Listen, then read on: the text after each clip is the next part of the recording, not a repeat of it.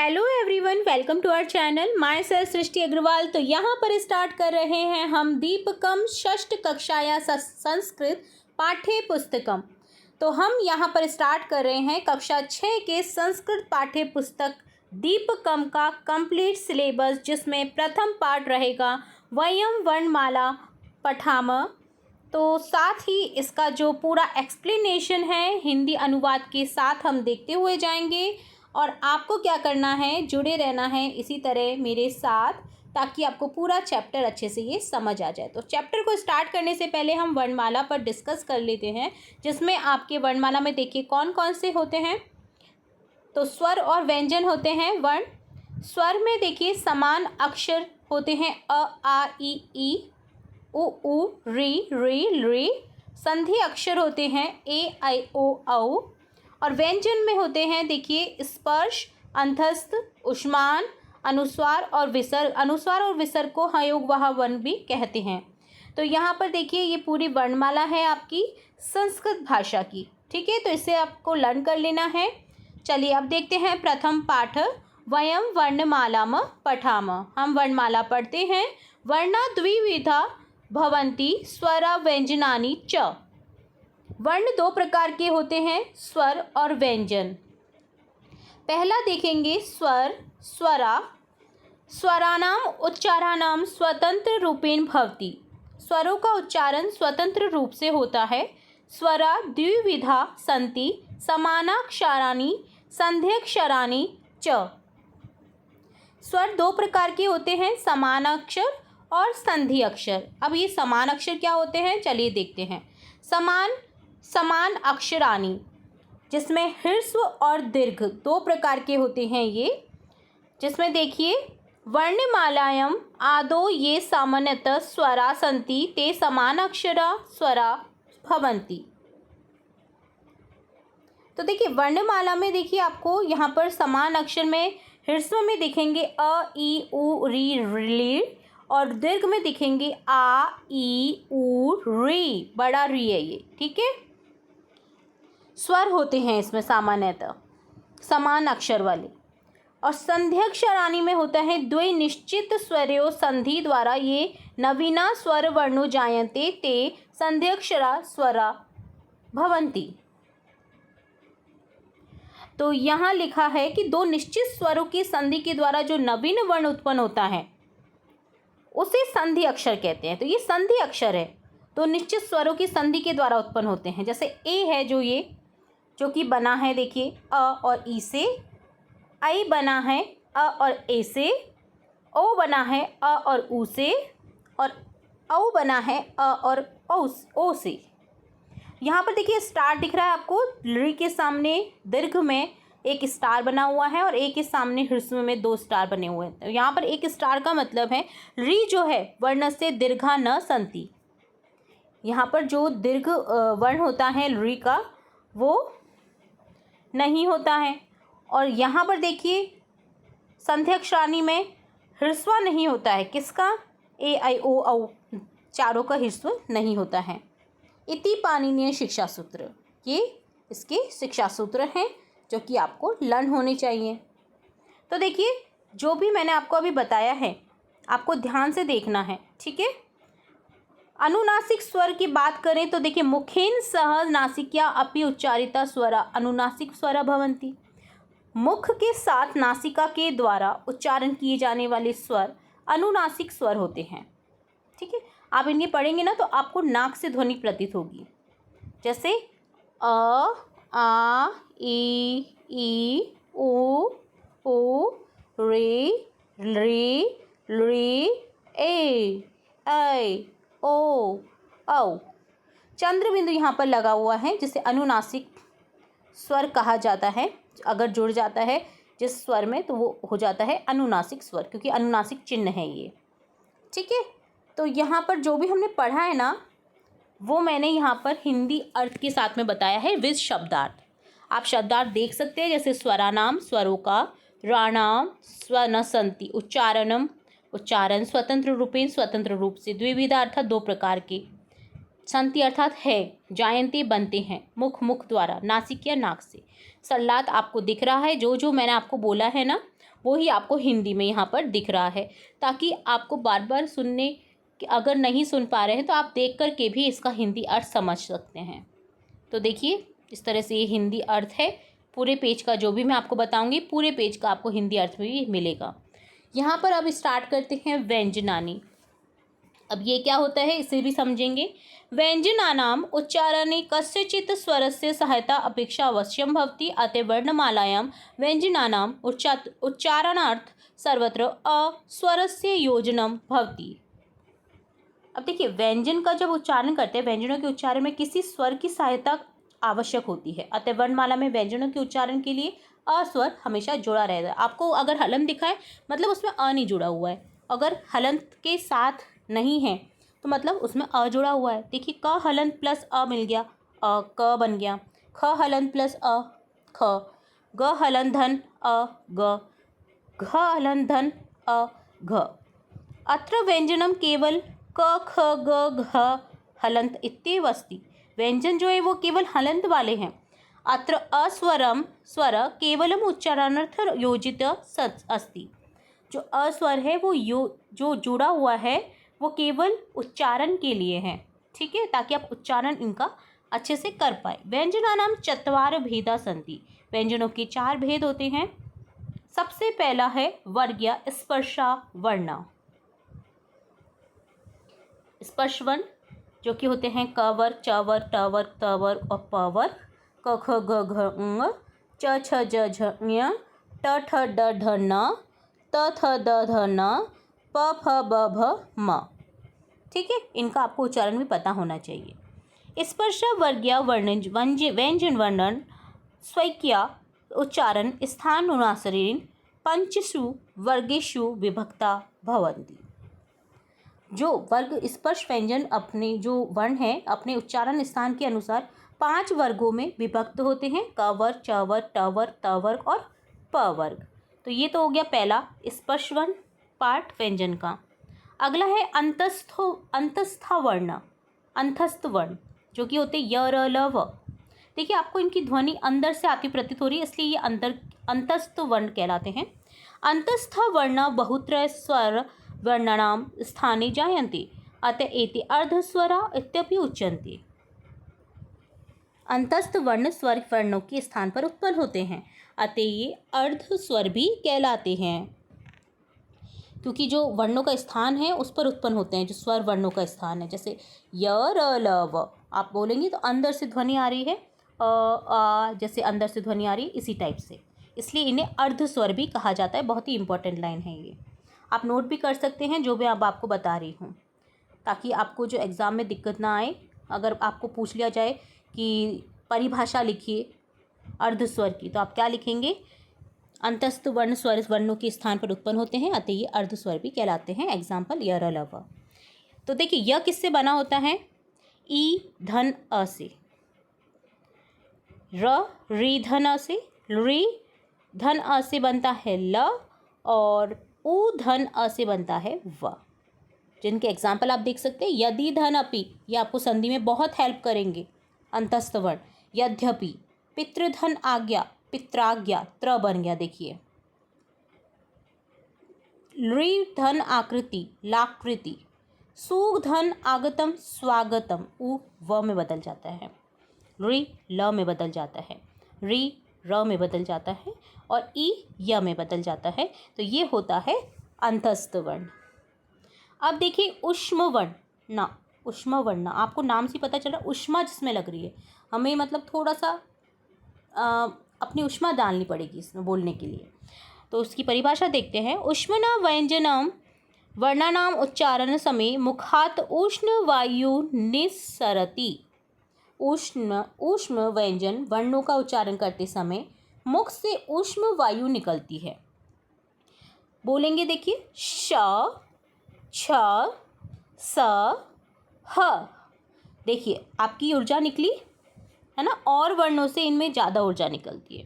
तो ये हो गया ऊष्म वर्ण। चौथा भाग है अयोगवाहो वर्णों, अयोगवाह वर्ण जो कि होते हैं अंग अह। अयोगवाह विशिष्ट व्यंजन वर्ण अस्ति। अत्र उच्चारणार्थ अस्वरस्य संयोजनम पूर्व भवति न तु पश्चात्। अत्र दौ अयोगवाहो स्त। अयोगवाह विशिष्ट व्यंजन वर्ण है। इनमें उच्चारण के लिए स्वर का जुड़ाव पहले होता है, न कि बाद में। जैसे सब में बाद में होता है, इसमें पहले आता है। ठीक है। अयोगवाह दो प्रकार के होते हैं, अंग और अह। तो देखिए, अंग धन, अंग बराबर होता है अधन, जो अनुस्वार आपको दिख रहा है। अह में अधन विसर्ग। तो ये देखिए, ये तो होता है अनुस्वार और ये होता है विसर्ग, जो कि काम आता है आपकी संधि में। अत्रापि अनुस्वार केवल, अनुस्वार जो आपको बिंदु दिख रहा है, तथा विसर्ग केवल दो बिंदु इत्ते अस्ति, यही है। एवमेव अत्रापि पूर्व योजित अस्वर केवलम उच्चारणार्थम अस्ति। उच्चारण के लिए सिर्फ अ स्वर होता है यहाँ पर, बाकी तो आप इसका देख ही सकते हैं यूज। ठीक है। तो ये हो गया आपका अयोगवाह वर्ण।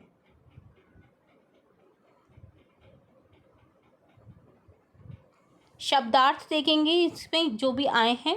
व्यंजनानाम व्यंजनों, उच्चारणे उच्चारण में, कस्यचित् कोई किसी, स्वरस्य स्वर की, अवश्यम अवश्य, भवति होता है, भेदा प्रकार, बहुत्र अनेक, उच्चंती कहलाते हैं, मुख्यात मुख से, निस्सरती अर्थात निकलती है। तो अब हमने देखा यर अलव किस तरह से बनता है। ठीक है। और किस किस तरह में कैसे कैसे जुड़े रहते हैं। अ स्वर का योग, ये भी हमने देख लिया। स्पर्श वर्ण में, अंतस्थ वर्ण में, ऊष्म वर्ण में, अयोगवाह वर्ण में। ठीक है। अब बात करेंगे हम गुणिताक्षराणि की। तो गुणिताक्षराणि को पढ़ने से पहले देखिए, यहाँ पर लाइन लिख रखी है जो कि है व्यंजनी सह सर्वेषाम अपि स्वराणाम संयोजनम भवति। व्यंजनों के साथ सभी स्वरों का जुड़ाव होता है। व्यंजने सह स्वराणाम संयोजनेन गुणिताक्षराणि भवन्ति। व्यंजनों के साथ स्वरों की जुड़ाव से गुणिताक्षर बनते हैं। अब ये क्या होते हैं समझते हैं। स्वर है, स्वर में है अ आ ई उ। व्यंजनानी मात्रा होती है। अ की तो देखिए कोई मात्रा नहीं होती, आम की इस तरह से होती है, छोटी की, बड़ी की, ऊ की और बड़े ऊ की। तो देखिए आपको यहाँ पर क्या करना है, सिंपली जो आपको एक क का की कू मात्राएं लिखा रखी हैं, मात्राएं लगा करके दिखा रखा है, इसी तरह से हम आगे भी इनकी मात्राएं लगाते हुए जाएंगे। कैसे लगानी है आपको मात्रा, तो देखिए दिखा देती हूँ मैं आपको इस तरह से। जैसे ख में लग गया ख खा खी खू, ग गा गी गु, घ घा गी घू घू, ङ ङ डी अंगा गी अंगी गु गु, च चा ची चू चू, छ छा छी छू छू, ज झा जी जू जू, झ झा जी जू जू, न ना ई यू। तो इस तरह से आपको ये फिल करना है। अब देखिए इस तरह से हम इन्हें भी बनाएंगे। वदाम लिखाम च, इन्हें भी हम लिख के देखेंगे। जो जो हमें कहा गया है उसी तरह से हम लिखेंगे इनको भी। तो इनका भी हम आंसर ही देख लेते हैं। ये आपका पूरा जो क्वेश्चन है वो दिखा दिए मैंने 9 पेज तक। अब देखिए बोलते हैं और लिखते हैं। री, मात्राएं देख रहे हैं आप, ध्यान दीजिएगा। री बड़ा री है जिसमें दो घूमे हुए हैं। ठीक है, 2 सी समझ लीजिए। री में इस तरह से है ए आई ओ औ। तो आपको क्या करना है, वही जो आपके स्पर्श वन है उनमें जोड़ते हुए जाना है इन मात्राओं को।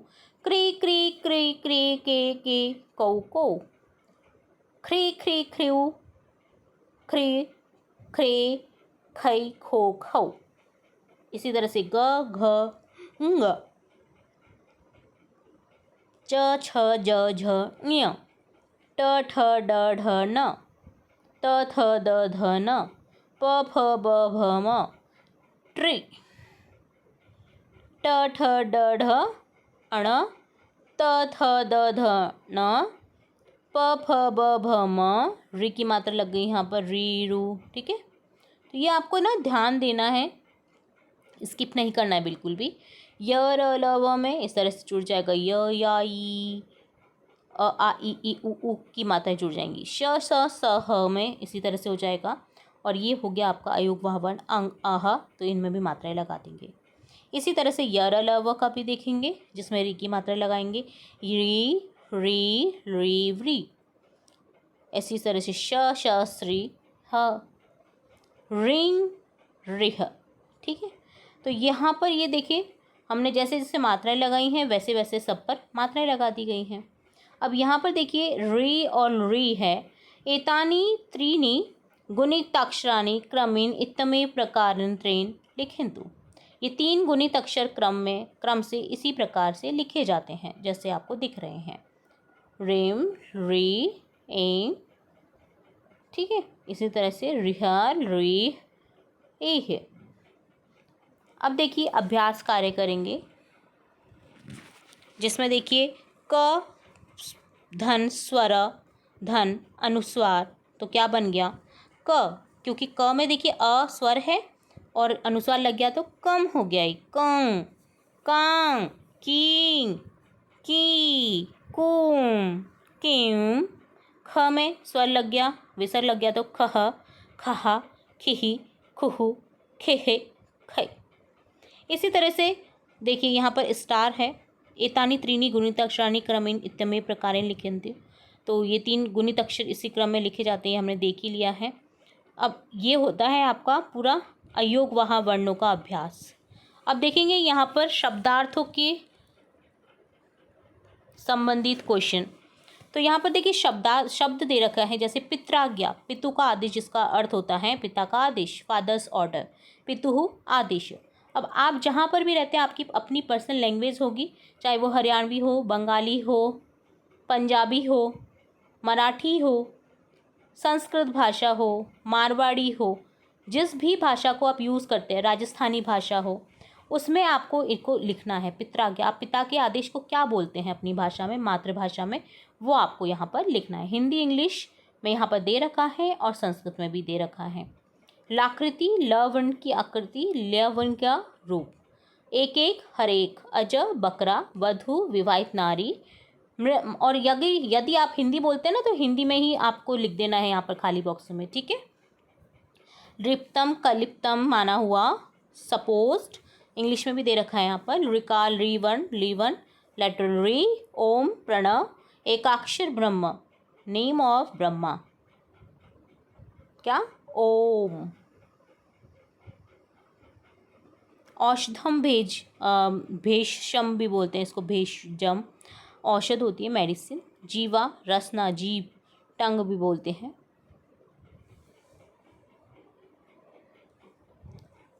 नामधेम, तो नाम नेम। भगिनी स्वसा, बहन सिस्टर को बोलते हैं। भ्राता अनुजः अग्रज भाई। पितामही पितृ माता, दादी को बोलते हैं पितामही। आपने भीष्म पितामह का नाम सुना है क्योंकि वो दादा थे उनके, है ना। तो पितु माता, पितु पिता को बोलते हैं पितामह। भीष्म थे वो बहुत बड़े थे तो इसलिए उनके आगे भीष्म लग गया था, तो इससे आप ये याद रख सकते हैं। मातामही, मातु माता, नानी माता की माता, नाना मातु पिता, मातामह। तो देखिए संस्कृत में आपको शब्द पता चल रहे हैं फैमिली मेम्बर्स के। सुश्री बोलते हैं कुमारी, मिस, जिसकी शादी नहीं होती उसको बोलते हैं मिस। लक्ष्मी सौंदर्य, श्री को बोलते हैं सौंदर्य, सुंदरता। उपाधि विशिष्टता को बोलते हैं। प्रथम नाम, मुख्य नाम, पहला नाम। इसी तरह से मध्य नाम, मध्यवर्ती नाम, बीच का नाम, मिडिल नेम। अंत्य नाम, अंतिम नाम, लास्ट नेम। कुल नाम, कुल गोत्र से, वंश से। वा नाम, कुल गोत्र या वंश का नाम। तो इस तरह से मातृभाषा में आपको यहाँ पर लिखना था इन सभी को। तो ये डन होता है आपका फर्स्ट चैप्टर का कंप्लीट हिंदी ट्रांसलेशन के साथ एक्सप्लेनेशन। बहुत ही इजी चैप्टर है, अगर आप एक बार वीडियो देख लेंगे, समझ लेंगे, वीडियो को देखते हुए समझते हुए जाएंगे, स्किप नहीं करा होगा आपने, तो अब तक आप समझ चुके होंगे कि आपको क्या कुछ करना है इस वीडियो के तहत और क्या कुछ करना है इस चैप्टर के तहत। तो होप सो आपको पूरा चैप्टर अच्छे से समझ आया होगा। फिर भी अगर कहीं डाउट रहता है तो कमेंट बॉक्स में कमेंट करके पूछ सकते हैं। ये था प्रथम पार्ट वयम वर्णमाला पठाम का कंप्लीट एक्सप्लेनेशन वीडियो। अब देखेंगे हम इसके क्वेश्चन आंसर नेक्स्ट पार्ट में, तो जुड़े रहना है आपको हमारे चैनल के साथ। वीडियो को पूरा देखने के लिए धन्यवाद।